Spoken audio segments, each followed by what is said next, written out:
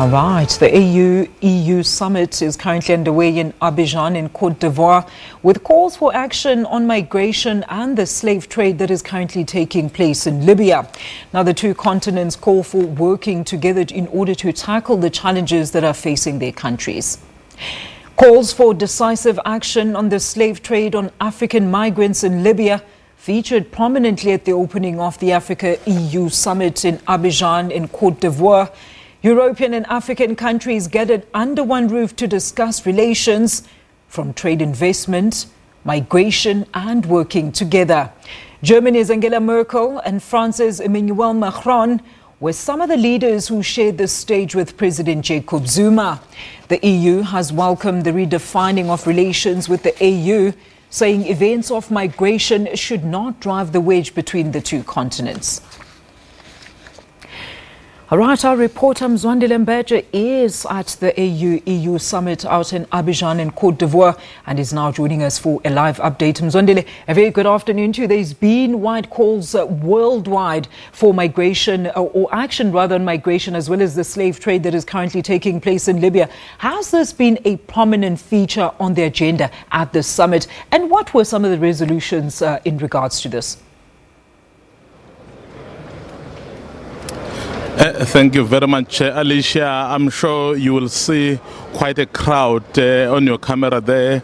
There is the president of Ivory Coast, President Alassane Ouattara, who has just come to the media center to actually thank the media for the role it has played. And you can imagine, so everyone was excited. People were trying to get the interviews and get the pictures with the president. But back to your question, Alicia, this summit has really pronounced very strongly on the issue of slave trade. We have seen images of slaves being sold for as little as $400 on various television networks. So what this summit has done was to make a very strong call to say this must end, and as a result they want an investigation and they will intervene. Basically, who will lead that investigation, rather, that intervention is the UN, is the AU and the EU, because they're saying these kinds of practices in today's world are actually taking back all the gains, and what they have come here to negotiate really is being set back when you witness events like we've been witnessing in Libya, Alicia. Mzwandile, what are some of the human rights bodies, particularly in Libya, what have they said about those shocking images and, of course, this rumored trade of slaves that is currently taking place in Libya? Alicia, what complicates matters in Libya is that you do have a government that is globally recognized, but the fact of the matter is that certain militias are in charge of certain parts of the country. As much as the government that is in place right now would condemn and say it doesn't support what is happening, it may not necessarily be up to it in terms of what it needs to do. That is why this call by the AU, EU and other various human rights organizations has been made to say there must be an intervention.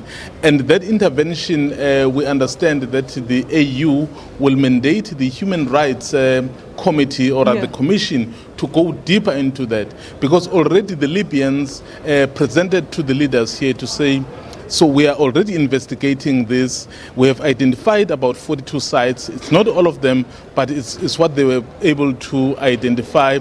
And of course, they are pursuing those perpetrators. One of the things they've decided to do is to work with the Europeans to try and close, or rather and freeze, the accounts of the perpetrators in this whole saga. So This practice is being condemned, Alicia, by everyone. But as I'm saying, the vacuum really that is in Libya since Muammar Gaddafi was killed is really showing, because people are just doing their own thing and they are not accounting to anyone. So it's up to the international community really to take a lead on this one, because it's quite painful to see such images in the 20th century, rather than the 21st century. Look, Mzwandile, we understand that France's Macron and, of course, Germany's Merkel are both there sharing the stage with President Jacob Zuma. Maybe do tell us, what are some of the challenges that you've actually picked up through some of the discussions held there? What are some of the common challenges or common trends that the two continents are actually facing? Do we see a common trend, and how do they pledge this summit to try and iron out those issues and bring about awareness to those very issues? Alicia, this was actually supposed to be one of those summits where leaders had broadly agreed on the agenda item. They had come here to speak about how do they redefine their relationship. You know that in the past, European countries were mainly the donors, and then Africans were mainly the recipients. But the narrative is changing to say, yes, we do need assistance, but the kind of assistance that we need is the assistance in skills, in capacity. So which means we would need trade and investment, where we will need assistance from you as Europeans. We will indicate, but let this agenda be driven by us as Africans, of course, as equal partners. So with this issue of the slave trade, things tended to change a bit, because then it ended up dominating the proceedings. It then goes back to the issue of migration. Alicia, for the past 2 years or so, we've been witnessing horrific scenes in the Mediterranean Sea, primarily people trying to leave Africa through Libya to Europe. It's actually that which those militias in Libya are taking advantage of, because these are people who are vulnerable, who have left their countries because of poverty or because of conflicts. So they go through via Libya, and now Libya, because these people are vulnerable, is taking advantage of them. By saying Libya, I'm not necessarily meaning to the authorities, but I'm meaning to those various militias that are roaming the streets and are in charge in parts of the country. So the issue of migration was one of those issues to say there needs to be a way of really managing and controlling it, because, Alicia, we will never be able to stop migration. It's in the nature of human beings to migrate, either within the continent or from one continent to the other. All right, and before I let you go, a quick one, Mzwandile, what else, when can we actually expect the roundup of the summit, like the resolutions? Is there going to be a briefing at the end of the summit? Tell us about that. I can confirm to you that the summit has just concluded, and then one of the main calls coming out from this summit is that there needs to be an immediate intervention into what is happening in Libya. And then, of course, that intervention will be led by this continent in the form of the AU, will be led by the EU, and you need the UN. So once that intervention looks at all those issues, then they'll be able then to report back to say what extra issues need to be attended to.